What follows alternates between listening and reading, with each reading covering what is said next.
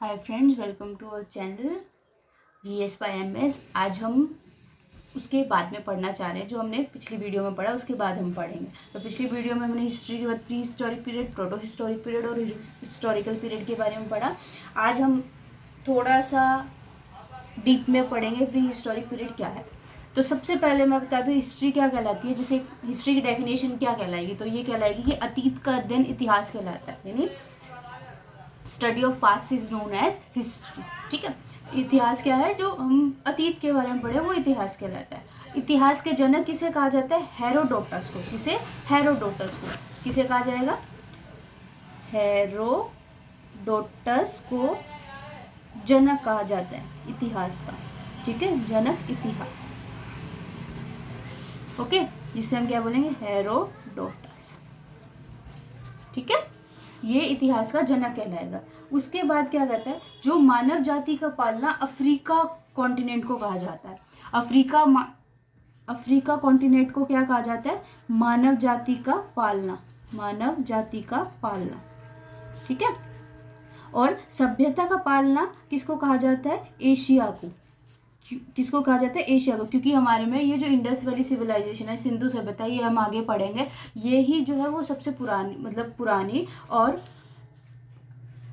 बहुत सिविलाइज थी। ये शहरी सभ्यता थी। ठीक है, वैसे तो सबसे पुरानी जो है वो और सभ्यता है, लेकिन जो सबसे मतलब सिविलाइज शहरी सभ्यता जो है वो ये थी। ठीक है, अब हम क्या पढ़ेंगे? हाँ, हमने ये पढ़ लिया कि सभ्यता का पालना किसे कहा जाता है? एशिया महाद्वीप को कहा जाता है या महादेश को कहा जाता है। अब इतिहास को 3 खंडों में बांटा, जैसे कि हमने पढ़ा प्री हिस्टोरिक पीरियड।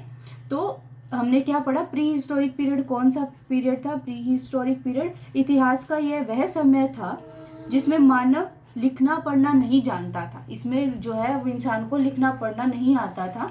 इसकी जानकारी जो हमें, जो आर्कियोलॉजिकल जो प्रूफ है हमारे पास, जिसे हिंदी में पुरातात्विक साक्ष्य कहते हैं, उनसे मिली है। और इसके अंडर में हम किसे रखते हैं? पाषाण काल या स्टोन एज को रखते हैं। ठीक है, अब पाषाण काल कौन सा है?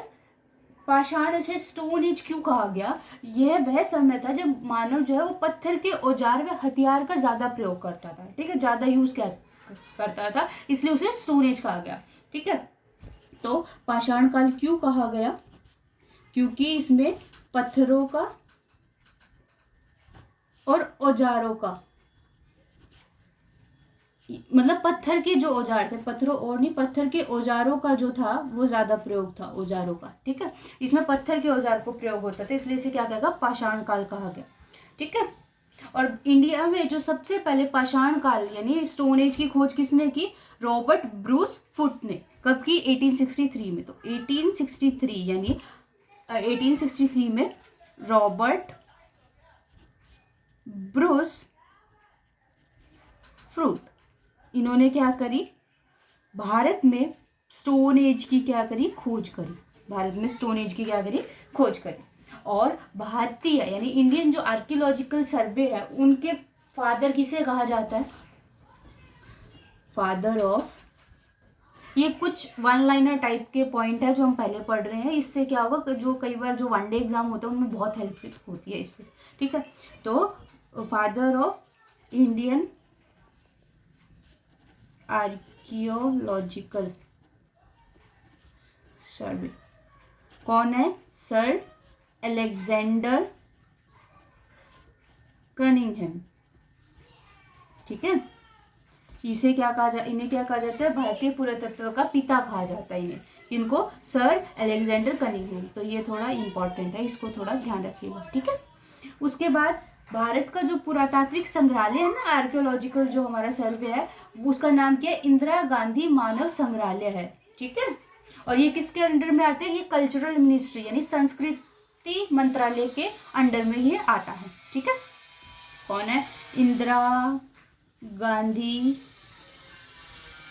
मानव संग्रहालय म्यूजियम। ठीक है, ये कल्चरल मिनिस्ट्री के अंडर में आता है। ठीक है, और अब हम पाषाण काल को 4 भागों में बांटते हैं, क्योंकि उन्होंने भी इनको 4 कालों में बांटा था। ठीक है, तो पाषाण काल को किसमें? स्टोन एज को 4 पार्ट्स में बांटा गया। जैसा कि हमने पढ़ा था सबसे पहला कौन सा था, पैलियोलिथिक। इसका हमने ओवरव्यू तो हमको आपको पहले ही दे दिया, अब उसके बाद डिटेल में पढ़ रहे हैं। तो ये कब कब हुआ, लगभग 20 लाख, लिख दिया 20 लाख बीसी से 12,000 बीसी तक का ये टाइम पीरियड है। तो सोच लो ये कितना पुराना है, राइट, ये कितना पुराना है।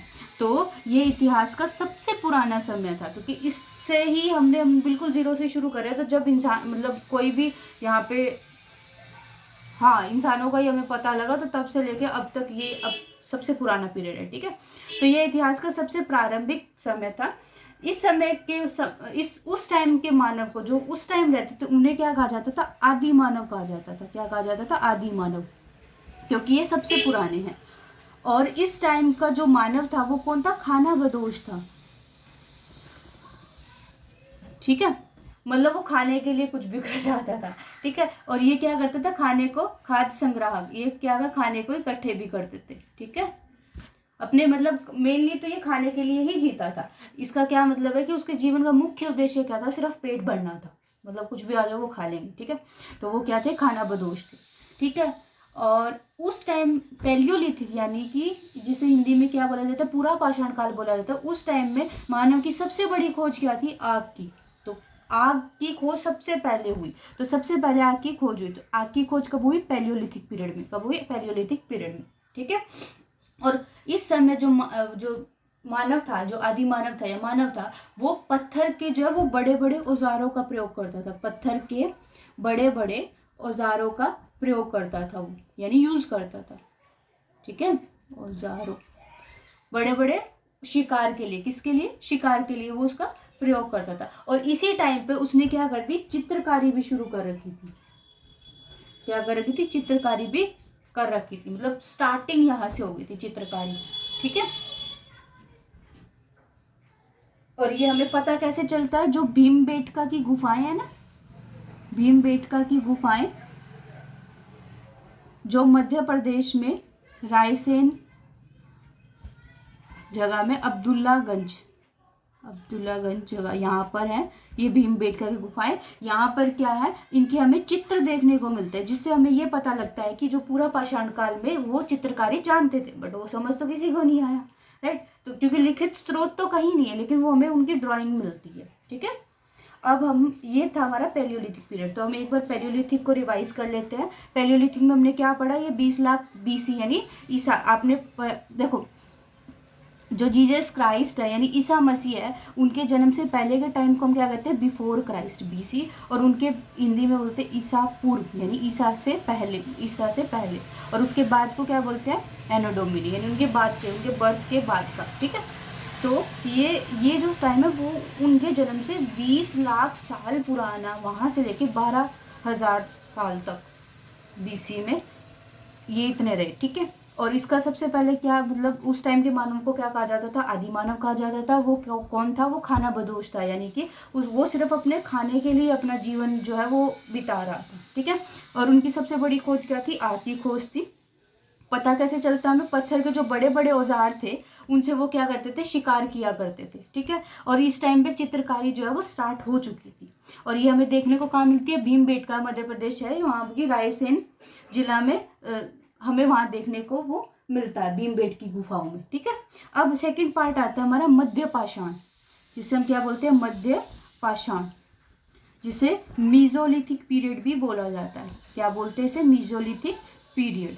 और ये कब से लेके कब तक है, देखो यहाँ 12,000 हुआ, दिख रहा होगा आपको, ये 12,000 है। और 12,000 बीसी से 10,000 बीसी थे, यानी ये लगभग 2,000 सालों तक रहे। मध्य पाषाण का जो पीरियड था वो 2,000 साल, क्योंकि देखो लो 12,000 से लेकर 10,000 के बीच में, तो लगभग क्या हुआ, 2,000 सालों तक का होगा, ठीक है। इस पीरियड की जानकारी, सबसे ज्यादा जानकारी किसने दी, कर्साइल ने 1867 में दी, ठीक है। कर्साइल ने इतनी ईस्वी में दी। और ये क्या है, इसके जस्ट बाद का काल था, ये पूरा पाषाण के बाद का काल था। इस समय जो मानव थे, इनके हथियार कैसे हो गए थे, छोटे हथियार हो गए थे, ठीक है। क्या कहलाते थे, छोटे हथियार। इसीलिए इन्हें क्या कहा जाता है, माइक्रोलिथिक पीरियड भी बोला जाता है, माइक्रोलिथिक पीरियड, क्योंकि इसमें जो हथियार जो है ना वो छोटे हो गए थे। क्या हो गए थे? छोटे हथियार हो गए थे, ठीक है। और इस टाइम पे उनका सबसे इम्पोर्टेंट काम क्या हुआ करता था? अंत्योष्टि का हुआ करता था। अंत्योष्टि का हुआ करता, अंत्योष्टि यानी अंतिम संस्कार जिसे बोलते हैं, दाह संस्कार, उसकी मतलब इनको नॉलेज थी। तो ये वो रस्म जो है वो अच्छे से करते थे। इसमें हम 16 संस्कार होते हैं हर किसी के जीवन में, जिसमें जन्म, मुंडन और विवाह और जो डेथ, ये सब इनके संस्कार के पार्ट है, ठीक है। तो वो अंत्येष्टि कार्यक्रम अच्छे से करते थे, उनको पता था, ठीक है। और इस काल के जो मानव है, जो जैसे इसका हम आदि मानव होते हैं, इस टाइम का जो मानव था, जो उस टाइम के लोग थे, उनका सबसे पहला अवशेष यानी सबसे पहला हमें उनका कहाँ पता चला है? जो प्रतापगढ़ है यूपी में, प्रतापगढ़ यूपी के सराय नाहर तथा महदहा में मिला। इनको कहाँ मिला है? महदहा नामक जगह से ही है, वो हमें उसके प्राप्त हुआ या मिला है, ठीक है।